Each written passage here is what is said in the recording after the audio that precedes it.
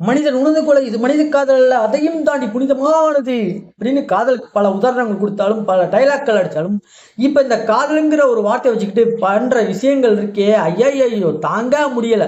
என்னடா சொல்ற ஏன் அப்படின்னு கேட்டீங்கன்னா, இப்ப ரீசெண்டா கோயம்புத்தூர்ல பாத்தீங்கன்னா தன்னோட பேச மரத்த காதல வந்து ஒரு பையன் வந்து கத்தியால குத்தி இருக்காரு. என்னடா சொல்ற அப்படின்னு சாக்காதீங்க. என்ன ஏதுன்னு முழுசா வீடியோக்குள்ள வந்து முழுசா தெரிஞ்சுக்கோங்க. அவங்க வீடியோக்குள்ள போயிடலாம்.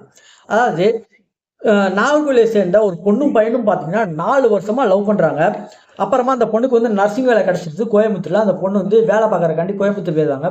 அப்புறமா கொஞ்ச நாள்லயே பார்த்தீங்கன்னா இந்த பொண்ணும் பையனும் வந்து பேசுறதே வந்து முழுசா நிறுத்திடுறாங்க.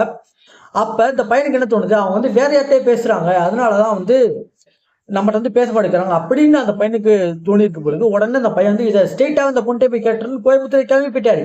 கோயம்புத்தூர் சும்மா அவனு கிளம்பி போலங்க, கையில கத்தி எடுத்துட்டு போயிருக்காரு. கத்தி எடுத்துட்டு போயிட்டு அந்த பொண்ணுகிட்ட போயிட்டு ஏன் என்கிட்ட பேச மாட்டேங்கிற அப்படின்னு கேட்டிருக்காரு. உடனே அந்த பொண்ணு எனக்கு உன்கிட்ட பேசவே பிடிக்கல இந்த மாதிரி பேசி 2 பேருக்கு வாக்குவாதம் ஆகி அந்த பையன் உடனே தன்னோட கையில வச்சு இந்த கத்தியை வச்சு அந்த பொண்ணை குத்திருக்காரு. அப்ப அந்த பொண்ணு அந்த கத்தியை தடுக்க போயிருக்காங்க. அப்ப கையில கத்தி பிடித்த பொண்ணுக்கு ரத்தம் வந்தோடனே அந்த பொண்ணு பயங்கரமா கத்திருக்காங்க. உடனே சுத்திலுவங்க எல்லாம் அந்த பையனை பிடிச்சி தர்மடி அடிச்சு போலீஸ் ஸ்டேஷன்ல போய் என்ன ஏதுன்னு கூட கேட்காம பையனை போய் விட்டுட்டாங்க.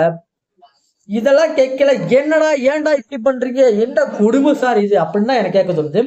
இதை பத்தின என்னோட ஒப்பீனியன், என்னோட தாட் என்ன அப்படின்னு பாத்தீங்கன்னா, நான் வந்து காதல் அப்படிங்கிற ஒரு விஷயத்தை எப்படி பார்க்கறேன்னா, காதல் அப்படிங்கிற ஒரு விஷயம் வந்து இதய மாதிரி. ஆனா இங்க நிறைய பேர் வந்து காதல் அப்படிங்கிற ஒரு விஷயத்தை வந்து இதய துடிப்பு மாதிரி பார்க்கறாங்களோ அப்படிதான் எனக்கு தோணுது. ஏன்னா இதயம் அப்படிங்கிற ஒரு விஷயம் வந்து என்னைக்குமே மாறாது, அது வந்து என்னைக்குமே அழியாது. அது அழிஞ்சா நம்மளும் இறந்துருவோம். ஆனா இங்க வந்து நிறைய பேர் இதய துடிப்பை வந்து அதை பாக்குறாங்க. இதய துடிப்பு வந்து எல்லாத்துக்கும் அப்பப்போ மாறிக்கிட்டே இருக்கும்.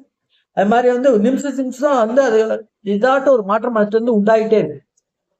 அது மாதிரி பாத்தீங்கன்னா காதல்ங்கிறது வந்து ஒரு பேரல் லைன். அதாவது நம்ம அம்மா அப்பா மேல வைக்கிற காதலா இருந்தாலும் சரி, தன்னோட சொந்தக்காரங்க மேல வைக்கிற காதலா இருந்தாலும் சரி, ஒரு பறவை ஒரு விலங்கு மேல வைக்கிற காதலா இருந்தாலும் சரி, நம்ம எதிர்பார்த்து மேல வைக்கிற காதலா இருந்தாலும் சரி, காதல்ங்கிறது ஒரு பேரல் லைன். அது வந்து எங்கிட்டுமே என்னைக்குமே வந்து மாறாது. அது வந்து எப்பயுமே பேரலா தான் இருக்கும். அதை மாத்த நினைச்சா நம்ம தான் வந்து மாறிடுவோம். அப்படித்தான் வந்து இப்ப நிறைய சம்பவங்கள் வந்து நடந்துகிட்டு இருக்கு. அந்த புரிதல் இல்லாம தான் அப்படின்னு எனக்கு தோணுது. இதை பத்தின உங்களுடைய கருத்து என்ன? நீங்க காதல வந்து ஒரு கோடா நினைக்கிறீங்களா? உங்களுடைய மோடு என்ன காதலை பத்தி கட்டாயமா கமெண்ட் சொல்லுங்க. அது மாதிரி சமூகத்திலயும் வந்து இந்த காதல் இந்த பொண்ணுங்க பசங்க பேசிக்கிறது வந்து நிறைய வந்து தப்பா நிறைய சித்தரிக்கிற மாதிரி நிறைய சம்பவங்கள் வந்து நடக்கு. அதுவும் இதுக்கு ஒரு காரணமா இருக்கும் அப்படின்னு எனக்கு தோணுது. எனக்கு தான் அப்படி தோணுது. என்னோட ஒப்பீனியன் தான் இது முழுக்க முழுக்க. உங்களுடைய கருத்தை கட்டாயமா கமெண்ட் சொல்லுங்க. நாளைக்கு பார்க்கலாம்.